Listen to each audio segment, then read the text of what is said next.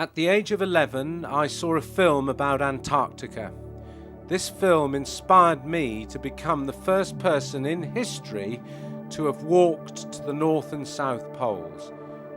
On these expeditions 20 years ago, I witnessed firsthand the effects of climate change and global warming at both poles. An early breakup of the sea ice nearly spelt death for the entire team on the Arctic Ocean. We are committed to the preservation of Antarctica and have named our organisation 2041 after the year 2041, when the moratorium on drilling and mining in the Antarctic will be up for review, and the fate of the last great wilderness will hang in the balance.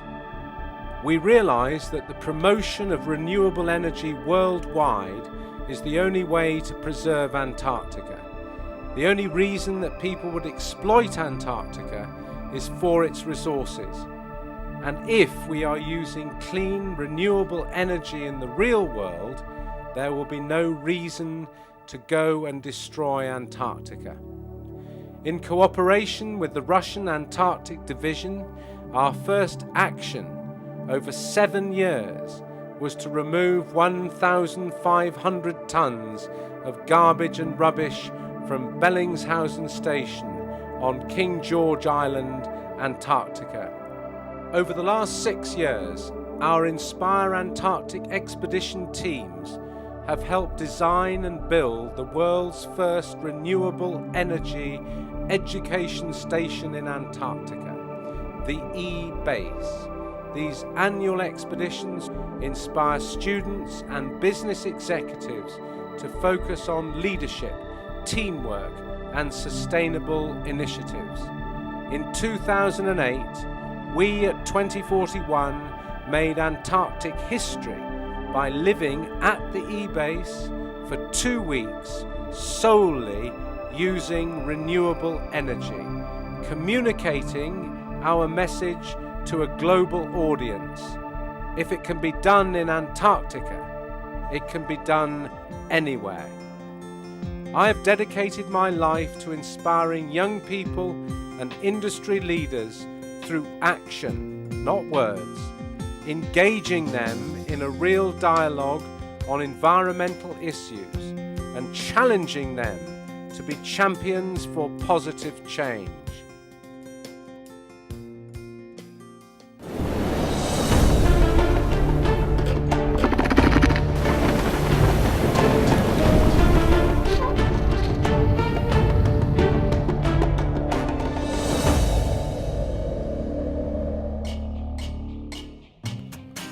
Our journey to the bottom of the world begins in Ushuaia, Argentina. 80 students and experts will head south with Robert Swan on the BP Inspire Antarctic expedition. It's great to be finally here, and it's great to be here in the sunshine, and it is. I'm just looking around, just an absolutely stunning place. Arriving and seeing the mountains and the glaciers as we came in, and breathing some fresh air after being such a long time on a plane has been fantastic.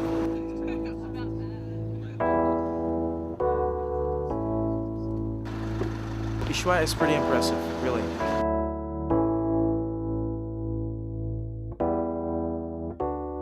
Just the world experience that's represented here on the team, and then having this experience together, it's once in a lifetime. The team's first mission is a hike up to the Marshall Glacier, which year by year is retreating up the mountainside, and now no longer accessible to hikers. Wow, it's an awesome experience for me because I've never experienced snow in my life, and it's just awesome to be here in the snow.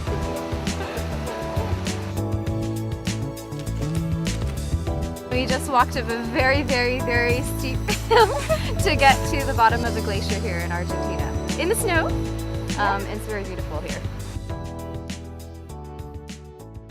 Say cheese! The next morning finds us at the dock, moments away from departing. On the count of 3, you just do a bonsai, hands in the air, okay?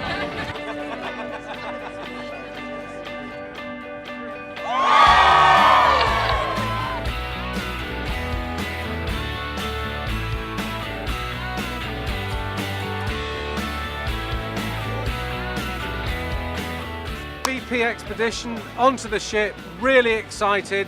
Let's get to the Drake Passage and rock and roll.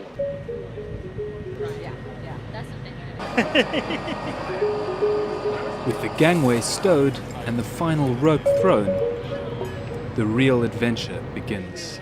This is it, here we go.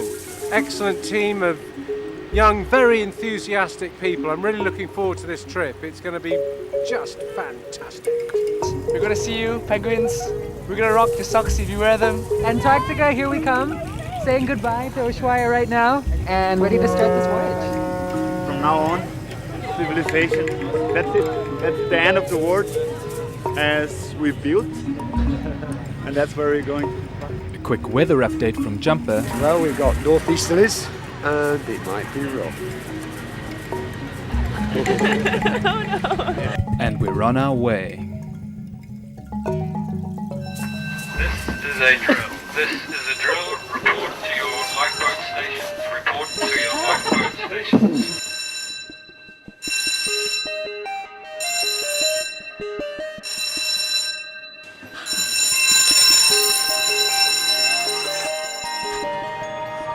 Shortly after leaving port, we have our mandatory lifeboat drill. The next time you hear that bell, it's for real. Okay, so you must turn up here with that vital equipment. Hat, gloves, your warm clothes, as many as you can fit on, your waterproof clothes, and in a timely fashion. We are now in expedition mode, and sailing down the Beagle Channel, all attention turns to the Drake Passage, widely regarded as the roughest seas in the world. The Zodiac briefing takes place in deteriorating sea conditions.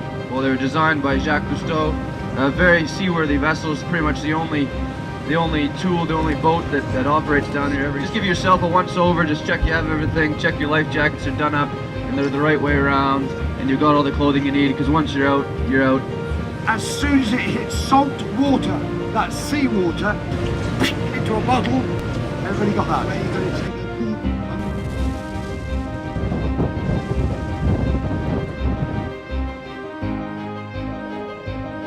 I feel like I got a closer sense of what life is about, like a journey, and it's going to end somewhere, but you don't know where you're going.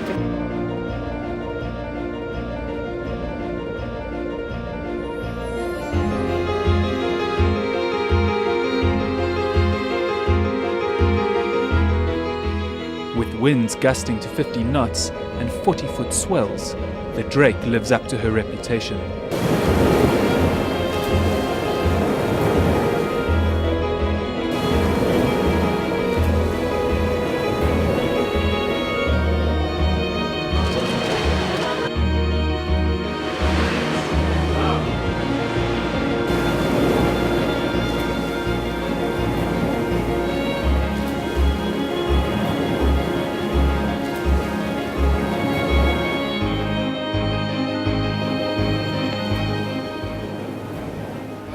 Despite the worst storm of the season, the BP team continue to collaborate and develop their expedition goals, grappling with the complex issues surrounding climate change.